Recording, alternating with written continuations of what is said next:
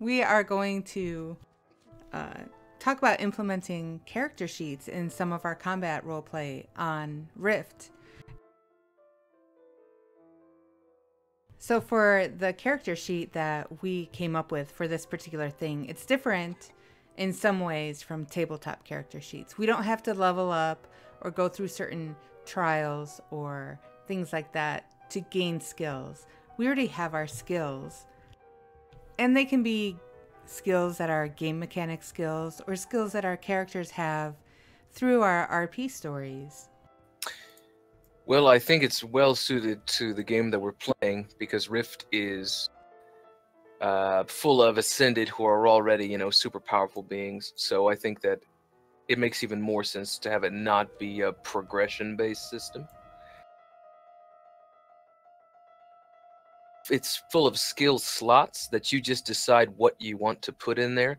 So there's options for damaging, healing, different utility options. And I find that sort of modular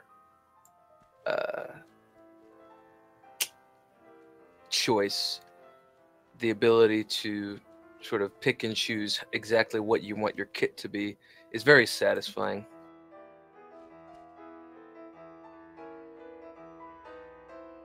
So some of the things we kept in mind when we put this together was that we wanted something that was a little more fun than straight rolls, had a little more flavor, something that would add a taste of strategy. We wanted to showcase personal character skills and the different uniqueness of everyone's character. And we wanted it to be easy enough to be used in events by people who don't normally play together, and usable for both PvE and PvP. So today we're going to demonstrate some PvP. Okay. So we have 2 superior slots, 3 advanced, 4 intermediate, an AoE, a reactive defense. Those can all be used just one time per combat. But then there's 4 basic slots that can be used as many times as you want, correct? Correct. We also have, when people are populating their slots, they can put things in, like they can choose damage, healing, or some of them have the potential to put in some kind of utility, like mind control or stun, or even some intermediate utilities like deafen and slow and silence. So when you're filling out your character sheet, you want to think about some strategy and the things that your character would do. So first we'll roll for initiative, which is just a way of saying we'll roll to determine who gets to go first, and the person with the highest roll moves first. So I won the roll, so I'll begin emoting an attack, or an attempt at an attack. So if you'll notice, I emoted, and then in brackets I put ADV, which stands for advanced, which is sort of the tier of skill, and then I said specifically what kind of skill that I'm using. So I'm using a stun using an advanced skill slot. So that skill is done whether or not I succeeded or failed, and I did succeed because I rolled high enough. A DC is a dice check, and that means that, what was the DC for your skill that you just used? You used an advanced. It was a DC It was advanced, so it was a 10. A DC of 10. So you have to roll a 10 or higher on a scale of 20 for it to succeed, for it to hit. So he put his emote in for what he was trying to do. He rolled and saw that he was successful. For that ability slot, he has chosen a stun, whereas other people might choose healing or damage. So what happens when someone is stunned then in the system they're on? When they're stunned, they lose their turn, and then whatever offensive abilities, whether it's another utility or another attack, whoever is attacking, the difficulty for their next or for the ability that they choose to use next while the person is stunned is cut in half. So where I had to beat a 10 with my roll to stun him before, if I were to attack him again, whatever the difficulty of the roll would be cut in half. But he used his reactive defense. Oh, and I love that move. Which is something that you can use out of turn. And what that does is it negates any sort of utility crowd control. So a stun, mind control, it will just negate it, or it will cut down the incoming damage of an attack in half.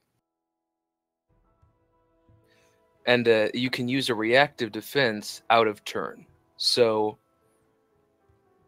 since it was a reaction, he not only gets to use that to negate the stun that I successfully put on him, or failed to put on him because of his reactive defense, but now he also gets his turn. So it looks like Churchill just used a blind on you. Is that correct? He did.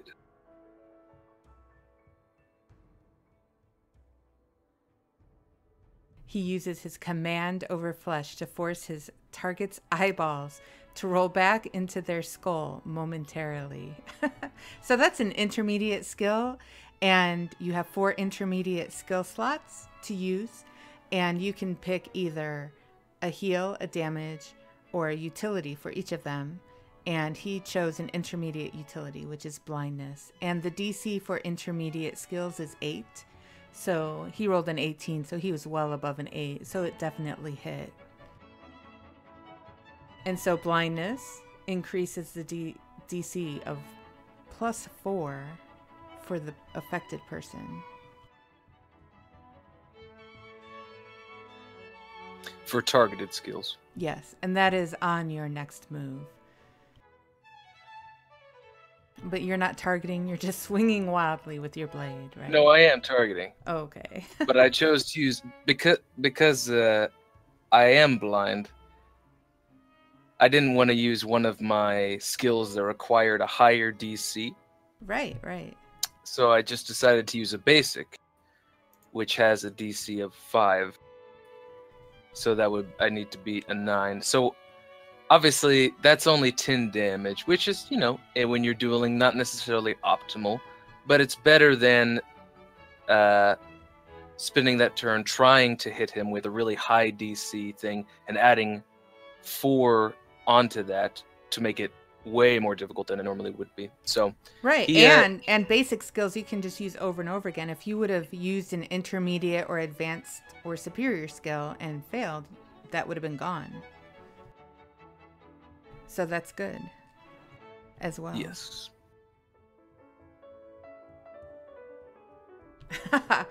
Churchill, fool, you've come directly into disemboweling range. I do like a good disemboweling, though. I'm afraid he'll be dissatisfied at what he finds in Theron's midsection. With a clawed finger like iron, the vampire attempts to dive it into the man's shoulder joint with a wet thump. So that's it's an intermediate skill he's using, and it's called Index Stiletto.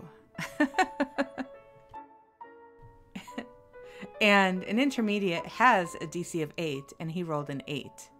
So he is just barely successful, but still successful. And that is 20 damage. Indeed. And normally you would put that, if when in the brackets, you need to put exactly what the ability you're doing is doing. So you can put the name in there like he did, Index Stiletto, and he put that it was an intermediate skill, which is what the INT stands for. But you also need to put in exactly what you're doing so that the person knows what you're doing. So they know whether it's damage, healing, or utility. Correct. Obviously, we know enough to figure it out on our own. just for the sake of I don't know, consistency, clarity. Keeping Yes. keeping a record as well. And Yeah, that's helpful. ooh, Theron grunts in pain as the clawed finger finds his bone, crackling into the joint. He staggers backward before slicing his sword behind him to unveil a portal from which spectral riders charge forward as a great host to stampede toward the vampire. Nice. Arise the great Doesn't matter, because got a Oh. nat 1. Oh no. And here you've also noted that you're 80 of 100 HP. Mm-hmm. So in this system, we're assuming 100 HP for the characters. So if someone gets a critical fail, like Theron just did, thank you for demonstrating that for us, Theron. So nice of you. Yeah, all on purpose. So if you crit fail something, you take 10 damage yourself. So your spectral riders have accidentally lanced you. Mm-hmm. All right, Churchill, having been cleanly missed by the chaotic show, the vampire, reaching out with darkness, takes a hold of the cloaked man's rib cage with the intent to dislodge the cartilage. So his move is Shift Rib Cage. It's a stun, and it's a advanced skill, and he rolled a 16.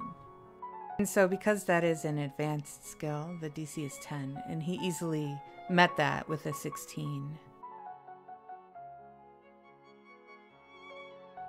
And again, he's used up that slot now. He can't use that slot again. If we were doing a dungeon or something like that where there were multiple battles or multiple bosses, then it would be up to the DM's discretion, but usually what they do is it's per boss that things reset. All right, and it looks like you are using a superior skill. Our superior skills have a DC of only 4, so you have to roll a 4 or above. And we have 2 of these, and the reason that they have such a low DC and such a high damage is to give the characters a chance to really be badasses, right? To really show off who they are and what they can do. Because the other skills, you know, the DCs are pretty significant. So Churchill grabs his own exposed ribs, tearing them outward. Gelled blood splats to the sand, creating a puddle of crimson mud. So it looks like Theron has succeeded in mind controlling Churchill, correct? Yes. And you have had him stun himself. So what slot is that? That's an intermediate slot, or let me check. That's advanced. Advanced, right. So what... Okay, so you asked him what he had left, and he said a heal and a stun. Okay. So you didn't mind control him to heal himself. That's good. Probably a good call. No, if I would have done that, I would have had him heal me. Right. But as he is a vampire, I don't think the flavor of his healing spells would be really conducive to healing other people. So I imagine his healing is like biting people or just taking things from them. So.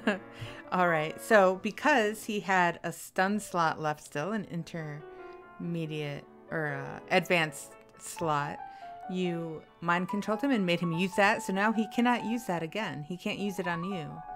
And he was very creative in the way he demonstrated that. All right. Theron surges forward on a wave of necrotic energy, bringing his blade above his head in an arc in an attempt to bring it crashing down upon the man.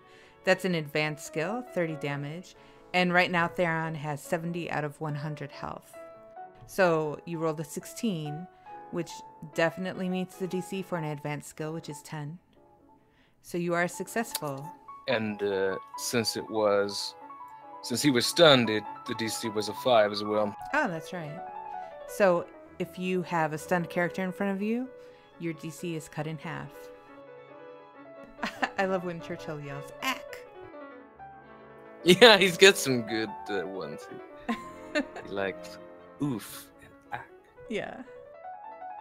Churchill commands the blood, or energy, or whatever, within Theron to shoot out of his wounds for the vampire to consume. And he's using a split damage and heal. And it's a superior skill, so he only needs to roll a 4, and he rolled a 7. It does 40 damage or 40 heal, and he's splitting it 20-20. So Theron groans as the essence is forced from his body. Pivoting on his right foot, he charges his blade with the latent death energy scattered about from their duel. Lunging forward, he attempts to pierce the creature through the chest with his blade. So that's an advanced skill, which has a DC of 10, so he's got to roll a 10 or higher, which he did. It does 30 damage if it's successful. So he chose a damage ability in this particular slot. He could have also chosen a heal or a utility, which for this case would have been a stun. I think that that crit failed superior skill that I had is gonna cost me. So I don't think I'm gonna make it, but that's okay. Churchill is a worthy foe. So Theron sweeps low with his blade, shouting from the pain as his life force is taken from him, his blade careening toward the man's kneecaps. So that's an intermediate skill, and you failed your DC, so that does not hit. He'll be able to defend that. Dodging the attack, the vampire drives an icy finger into Theron's other shoulder. He's using another intermediate slot, an index stiletto again. And that also has a DC of 8, and he rolled a 16, so he did hit. And that is an automatic 20 damage. Mm-hmm. So 70, he's got 70 HP, and you've got 30. But you never know. Things can turn on a dime. Yeah, that's true. Oh, and it looks like Theron is thrown backward from the force of the man's strike. Reeling, he attempts to use the momentum to twist his body into charging toward the man once more, feigning low before flicking his wrist and the blade in an upward arc. An intermediate skill for 20 damage. And that has a DC of 8, and so you have been successful. You rolled a 12. The blade strikes the vampire in the chin, sending him off balance. The vampire reaches out with the cold grip of death, attempting to grab Theron by the throat, with the intent to break his neck or cause otherwise fatal damage. Oh dear, Theron's neck snaps in the man's cold hands. He's left holding a skull, drenched deep red as if stained with the blood of generations, while the body turns to dust and his clothes slump into the sand.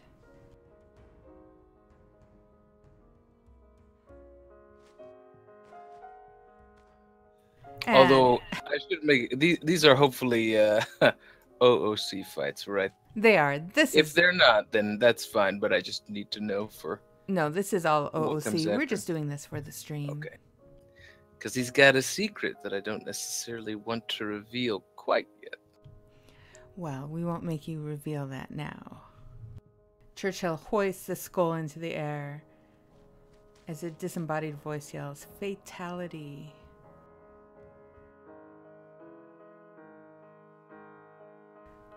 These character sheets were made to add a little more flavor and a little more strategy past rolling, just straight rolls, and to help define our characters a little better in our combat.